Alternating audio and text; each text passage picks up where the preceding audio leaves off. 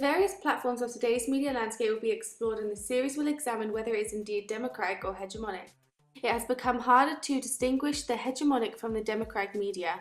Our world is bombarded with social networking sites, films, television, and magazines. As media is such a strong influence on society, it has become so much easier to force certain ideologies onto people. The strong power of what we watch is evident in a murder case that took place on the 25th of April. 14-year-old Andrew reenacted a murder scene from soap opera Coronation Street. We know it was the right result at court, but trying to understand how a boy you have loved for 14 years could do something like this is so difficult. Nottingham Crown Court heard Daniel was obsessed with violent games and horror movies. He'd even written a script about a boy with his name killing his mum and burning her body.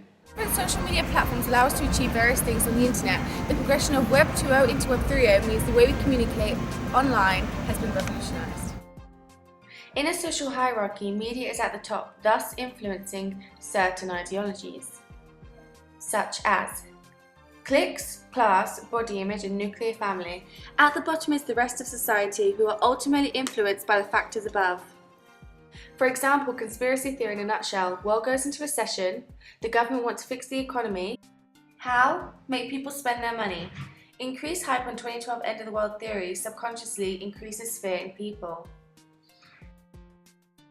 People begin to panic and become more careless. This means they start to spend their money.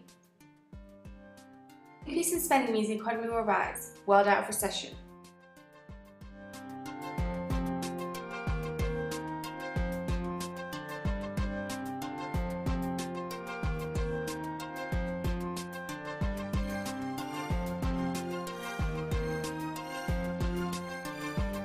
Hegemonic aspects of media platforms are evident, such as the previously discussed Coronation Street case study, and the fact that what someone watches on TV can influence them so much they commit a horrific crime.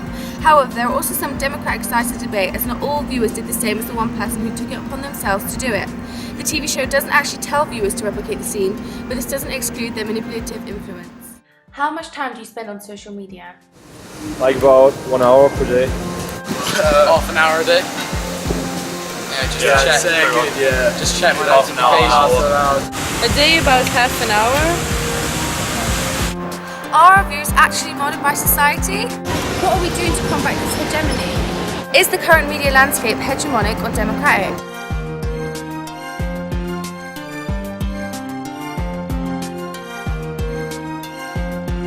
Social media platforms are taking over, and with so many of them being developed and used, most of the public are registered with at least a few of them, if not all.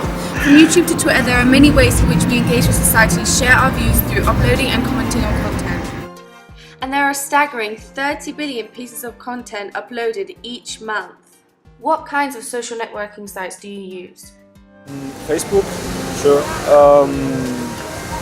From time to time, Twitter, not that much. Just Facebook. Occasionally Twitter. Facebook. Yeah. None other, I guess. 212 countries have a Facebook account, to which 30% of users are from the USA. Facebook is a perfect tool to control people by catering to their likes, giving them the feeling of power, control, influence, and freedom. What is Web 1.0? Basically, you have a website, it's there for the users to see, but they cannot participate or make any inputs whatsoever. Is anonymity, which is a common thing in Web 1.0, a bad thing? I will not say that it's a bad thing, it's just the way Web 1.0 was designed. Does this help control our society? You can use Web 2.0 to control people much more easily than you can use Web 1.0. Did Web 1.0 use algorithms to determine our search results? Developers put something up and users viewed it, and that was all.